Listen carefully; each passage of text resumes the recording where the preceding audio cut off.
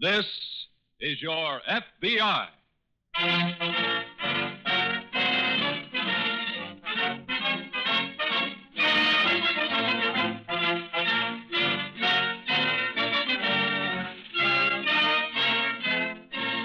This is your FBI, an official broadcast from the files of the Federal Bureau of Investigation, presented as a public service by the Equitable Life Assurance Society of the United States.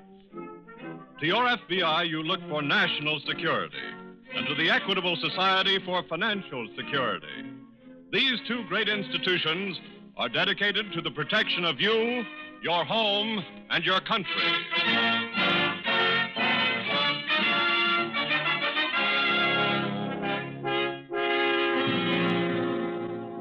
Tonight, the story of a crime against our war effort, draft dodging.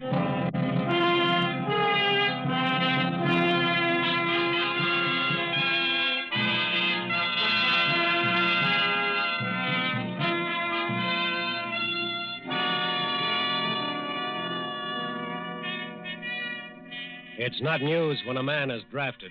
A notice rarely appears in the nation's newspapers unless that man is a celebrity. It is news, though, when a man is caught trying to evade the draft. And so notice does appear in the papers. That's why it may seem that we have had many draft dodgers in this war. Actually, we haven't. Actually, the number has been very small, particularly when compared to the last war, when 7 out of every 1,000 men were delinquent.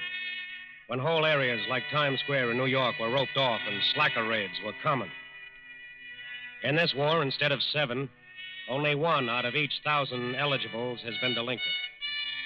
The FBI has vigorously sought to get men in the Army instead of jailed. Those who have tried to make a racket out of the draft have tried many schemes. Some of their victims, like teenage kids just out of high school earning their first real paychecks in war plants, and reluctant, in a rather human way, to give up those checks and go to war, have been misled by a vicious type of criminal. Hey, Rick! Hmm? Oh, hi, Chubb. Hey, did you eat lunch yet? Yeah, I went across the diner. Oh. Where'd they get you working? I'm over in assembly. Oh? You get the same dough? Yeah. But not as much overtime. It don't make any difference now, though. Hmm? I got that paper this morning. Oh, what paper's that? Greetings from Uncle. Oh. Yeah. Says I should report for my physical next Monday. That's when you go, ain't it? Yeah. You should have seen my mother. I think I was 2 years old or something, the way she acted. I tried to tell her I ain't the first guy who was ever drafted. Ah, it stinks. Huh? Well, it ain't fair, Chubb. We got good jobs here. We're making real dough. Why don't they give us a break? Well, the Army needs young guys, Rick. Yeah, sure. Look, I don't like the idea either. Well, then why don't we do something about it? What do you mean, not report or something? No. Then what else? Well, I ran into a guy last night. Yeah? I used to play ball with him over in the park. Mm-hmm. He took his physical last month, and they flunked him. What was the matter with him? Nothing. I don't get it. He beat the whole thing on account of some pills he took. What kind of pills? I don't know. He bought them off a guy. It made him look like he had a bad heart or something. Really got away with it, huh? Yeah, sure. He showed me his card, 4F. Gee. I found out from him where to find the guy who sells them pills. Hangs out in a bowling alley over on 10th Street. Well, you could get in trouble on a thing like that. This fella didn't. How much are the pills? I don't know. I was figuring maybe I'd go over that bowling alley tonight and find out. You want to come? Well, gee, I don't know. Well, think it over, Chubb. I'll meet you outside the gate at 5 o'clock.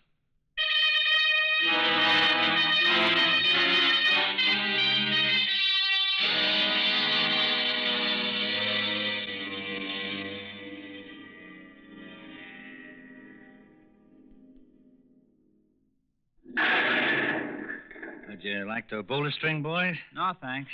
Shoot a rack of pool, maybe? Oh, no, we'd rather talk to you someplace, Mr. Butler. Well, let's sit on one of these benches at the back. Okay, come on, Tim. Yeah, all right. You work out at the bearing plant, huh? Yeah.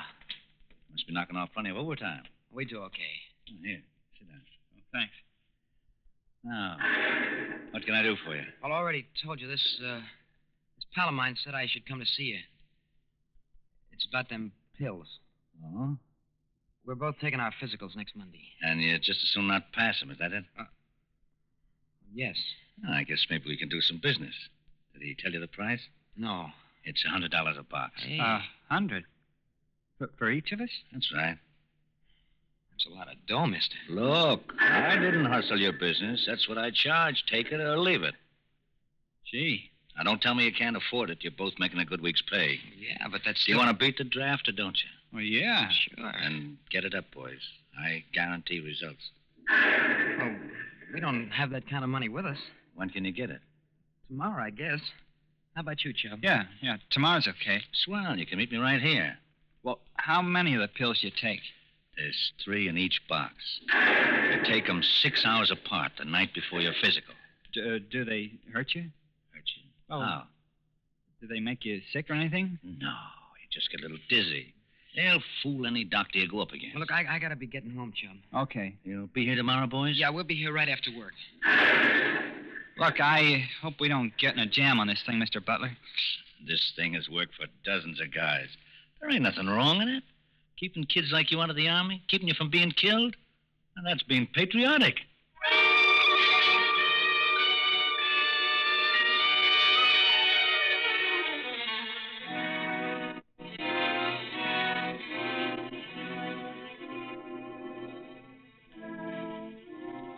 Criminals never know when to quit. Never know that a racket can last just so long. In this case, the existence of the racket was exposed when the 2 boys collapsed during their physical examination and became so violently ill that they had to be taken to a hospital. It was obvious to the Army doctors that both boys had taken the same kind of pill. Obvious that both were trying to evade the draft. Obvious that this was a case for the FBI. And so, as soon as the boys had recovered sufficiently, a special agent questioned them at the hospital. How do you feel, boys? Not so good. You, son? Awful. Are you well enough to answer a few questions? About what happened? Yes. I'd like all the details on where you got those pills. You tell him, Chubb. Okay. Well, we got him off a guy who hung around a bowling alley over in 10th Street. Where on 10th Street? Right near the corner of Maple Avenue. I don't know the address. I think it's number 720, 10th Street. I see. Who was this man? His name was Ralph Butler. How did you contact him? A pal of mine told me about him. He said we should go there and see him. Did he charge you for the pills? Yes, sir. How much? $100. A piece? Yes, sir. Well, They came 3 in a box, and we took one every 6 hours the night before the physical. That was some job, too, sir. I had to set the alarm twice during the night. well, you're both very lucky. I just read the laboratory report, and the ingredients in those pills might have killed you. Gee. We gonna be okay, mister? Yes, doctors believe you'll recover completely. Boy. Hope so. Now, can you describe this man, Butler? Yeah, he's about your size. Tall, I mean. He was lots fatter, Chum. Yeah. He was, baldy-headed, wore kind of flashy clothes. How old would you say he was? Oh, he was real old. Must have been about 40. Tell about that address he gave us. What was that? Well, the second day we went to see him, the day he gave us the pills, he wanted to know did we have any friends he could do business with. Yes. Then he told us he wasn't going to be around the bowling alley anymore. But anyone who wanted the pills could write to him about him. Where? Care of General Livery. I see. Mister, Yes. I guess we're going to get put in jail on account of this, huh? Well, you've broken the law. Look, can't you leave Chubb out of this? He didn't want any part of it. This was all my idea. Son, I'm afraid you're both involved. We're real suckers. How do you feel about going in the Army now? Mister, we'd love it. Yeah. Well, I'll talk to the U.S. Attorney. I won't promise you what the decision will be, but you might have another chance.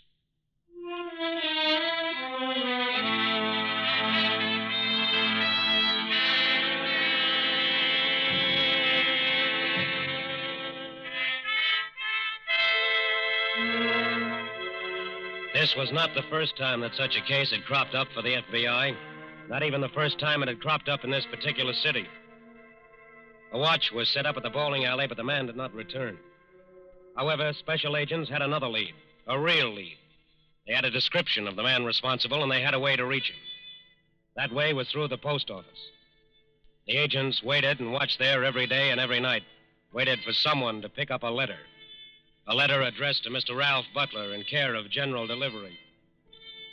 Early in the afternoon of the fourth day, someone did pick up a letter for Ralph Butler. Not a rather stout, bald-headed man, but a sallow, sandy-haired boy. 2 agents followed him carefully to a building in the business district, watched him go into an office on the 3rd floor, and then stopped him in the hall as he came out.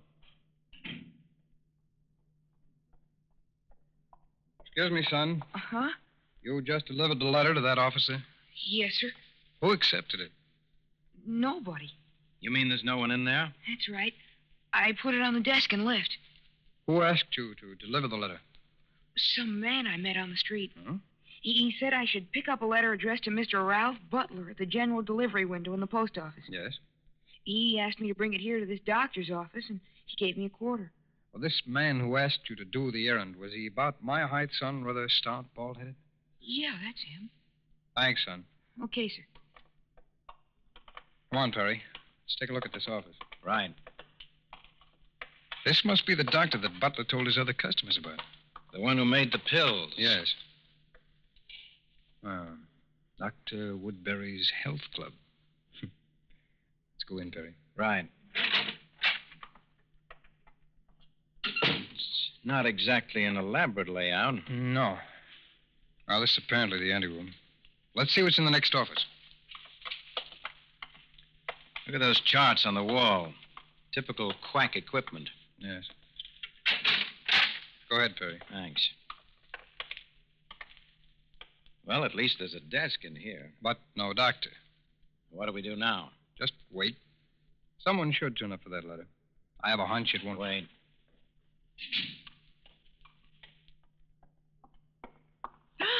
Oh, who are you? We're waiting for Dr. Woodbury. Oh, is the doctor out? Yes. Well, I guess I'd better wait, too, then. Do you work here? No. You a patient? No, I've come here about my son. I see. Is the doctor treating you, ma'am? Yes. That is, I think he is. What do you mean? Well, how much do you know about Dr. Woodbury? Very little. Are you patients of his? No. Do you intend to be? Well. I certainly wouldn't advise it. Oh, why not? Well, there's something funny about his business. How's that? My son came to see the doctor here, and he gave him some pills. He told my boy that they'd keep him out of the army. Was he about to be drafted? Yes? Did he take the pills? Oh, no, I wouldn't let him. You were very wise. I came here today to find out what that doctor was up to. Have you ever seen him? No? Did your son describe him? No, but I guess he could. I think we could have the doctor investigated for you, Mrs. Scott, are you from the police? We can notify them for you, Mrs. Scott. Now, would you just write down your address? Oh, surely. His pencil. Thanks. Someone will call around and have a talk with your son. Oh, this won't get him in trouble. No. Well, that is if he doesn't take those pills. Well, I'll certainly take care of that right now. I'll go home this very minute, and thanks, both of you. Thank you, Mrs. Scott. What do we do now? The doctor must have just stepped out for a moment, so we just wait.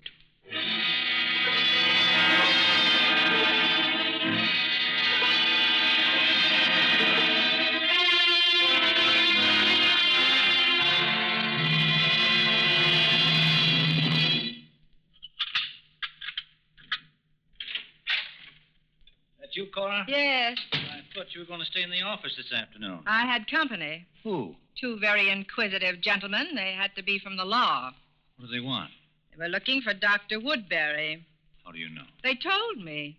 What is this? I went down the hall for a minute. When I came back, they were waiting in my office. Didn't they tumble? No.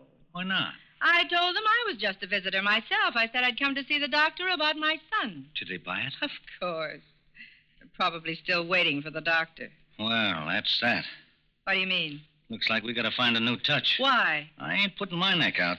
By the time this time they've got a full description of me, the racket, and how it operates. They must have tailed that kid who picked up the letter. Yes.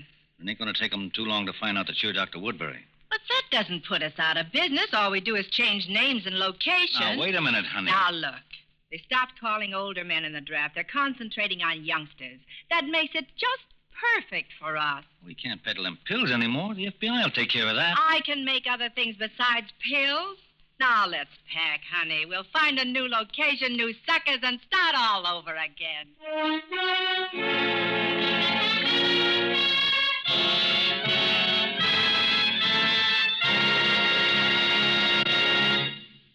We momentarily close the Federal Bureau of Investigation file on draft dodgers. We'll return to this case in just a moment. In ancient Rome, when Julius Caesar spoke of his allies, the word he used was socii, spelled S-O-C-I-I. In our language, socii survives in the word society. So when you get down to its roots, society means a group of allies. Well, you couldn't find a better description of the Equitable Life Assurance Society of the United States. This society is a group of allies. Every member of the Equitable Society has 3,200,000 allies. They're his fellow members who have pooled their dollars to protect each other. They have united, freely and voluntarily, to build greater financial security for themselves and their families. The money that they entrust to their society is always usefully employed. Equitable Society funds help farmers raise food, help families build their own homes, help keep the wheels of business turning. By serving its members, the Equitable Society serves America. And now, back to the file on draft dodgers.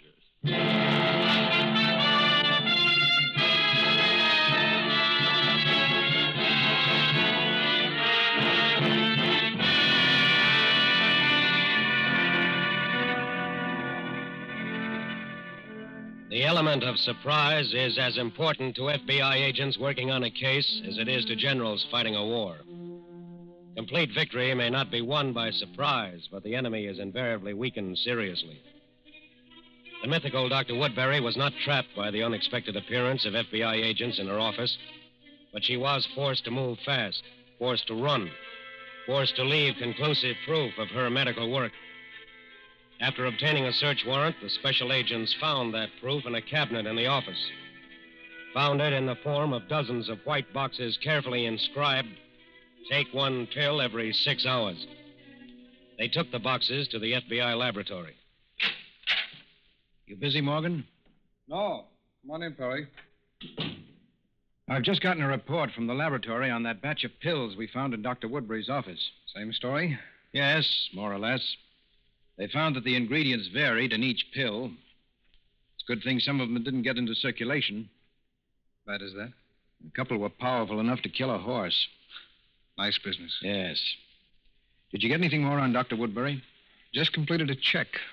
What's the story? That office was rented 2 months ago. The real estate agent said the lease was signed by a woman. Who was she? Dr. Woodbury. What? That's who she claimed to be. I've checked with the medical association. They have no record of it.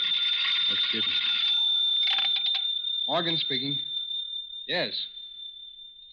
Yes, wait a minute. Let me check that address again. Perry, would you hand me that paper there? Yeah, surely. Here you go. Thanks. It's Mrs. Scott, 217 Fairview Avenue. Is that check? I see. Thanks. Goodbye. That Scott woman, the one we met in the doctor's office, gave us a fictitious address. Well, Wait a minute. what are you looking for? One of the pill boxes we found in the doctor's office. Oh, here we are. Terry, take a look at her handwriting. Yes. Now compare it with this handwriting on the box. Take one pill every 6 hours. I'd say they match. And I'd say we were fooled, completely fooled. Yes. Just to be sure, let's get a comparison on this from the laboratory.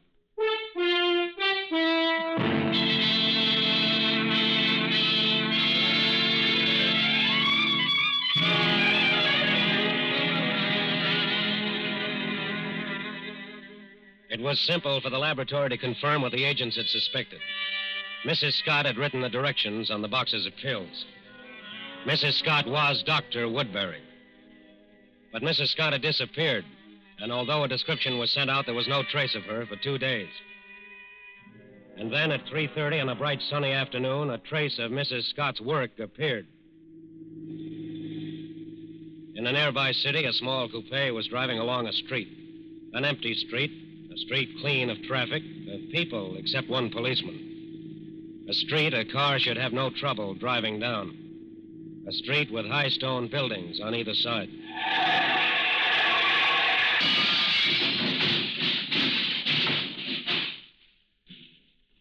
Are you all right there? Are you all right? Are you okay, mister? My eyes. My eyes. Did you get glass in them? No. Let me get out, will you? Wait a minute. You should have some broken bones, White. I don't think I have. I seem to be able to move everything all right. Well, then let me give you a hand here. Thank you. Here you are. Take it easy now. Easy does it. There we are. That's it. You sure you're okay? Yes, I'm okay. I watched you coming across that viaduct. When you got to this end, you started driving in circles. I know. Have you been drinking, mister? No. And what happened? No one cut you off. In fact, there was no traffic coming at you at all. I know. Well, did something go wrong with the car? No, sir. It was just my eyes. Hey, wait a minute. Let me have a look at them. They're all red and inflamed. They hurt so. I can barely see. Look, are you sure you haven't been drinking? Of course not. I've been taking a physical at the pre-induction center all day.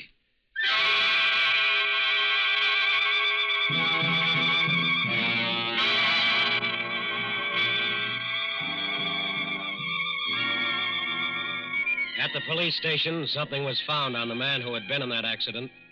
Something that made the local police contact the FBI. That something was a small box containing a bottle of homemade eye drops. The laboratory analyzed the ingredients in the bottle. What's the story? Well, it looks like something a kid might put together with a homemade chemistry set. Quite a mixture. Could it simulate an inflammation of the eyes? According to the report, the man stands a good chance of being permanently blinded. I see. That box the bottle of eye drops came in. Yes? Something had been blocked out on the cover. I noticed that. The laboratory worked it up and found some handwriting underneath. What did it say? Wait, I have a report on it here someplace. Oh, yes. Here it is. Read it. Take one pill every 6 hours.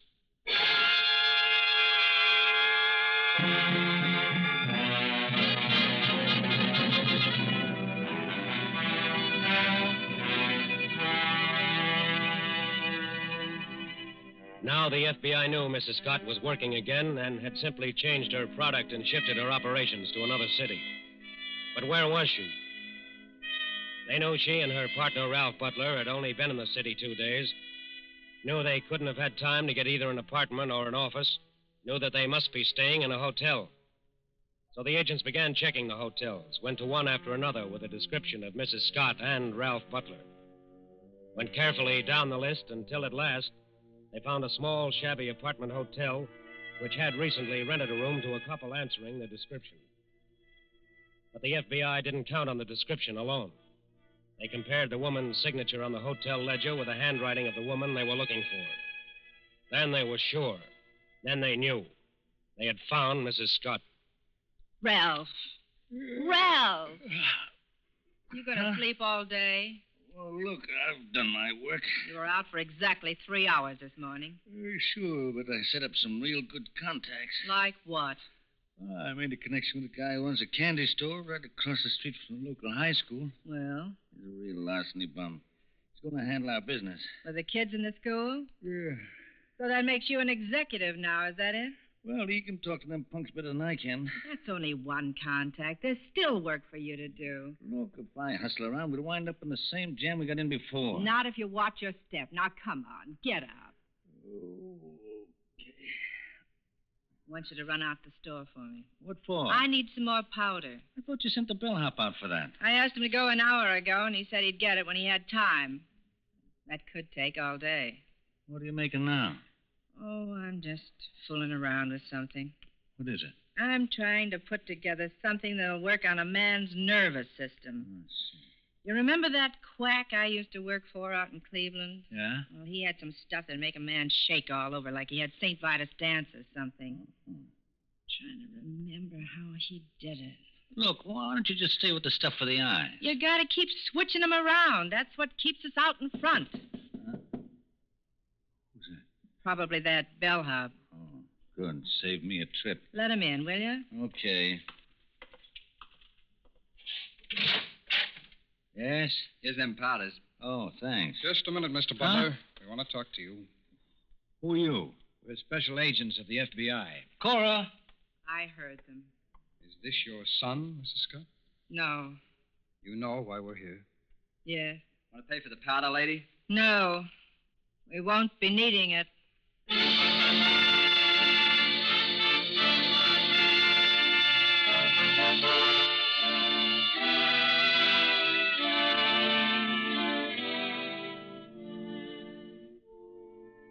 In times like these, there is little difference between a spy and a criminal who aids draft dodgers. Because both are fighting this war not for us, but for the enemy. To the FBI, there is no difference between a spy and a criminal who aids draft dodgers, because both are violating the laws of our government. Both are a threat to the nation, and both must be caught. A spy case may be more sensational, may get more space in the newspapers, but the FBI devotes as much time, as much resource, as much energy to a lesser case if necessary. Because every federal case is a case against the people of this entire country. And the FBI is a protector of the people.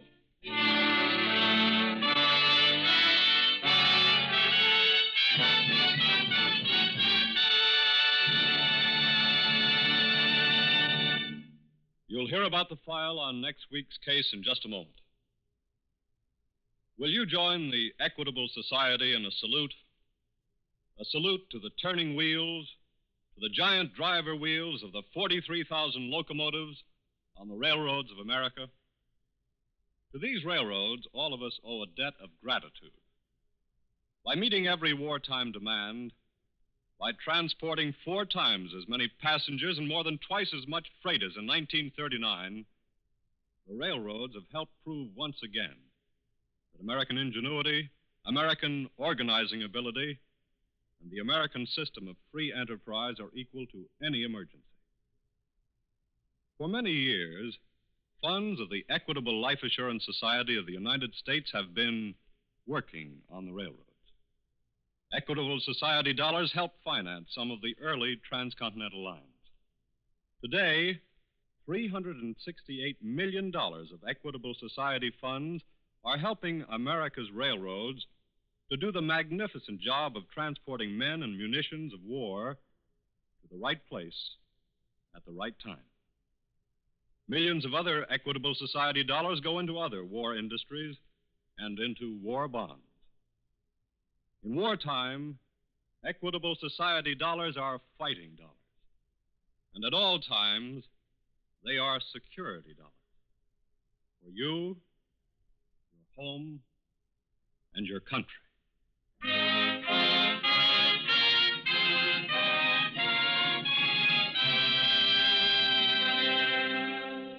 Next week, a crime against the community. Bank robbery.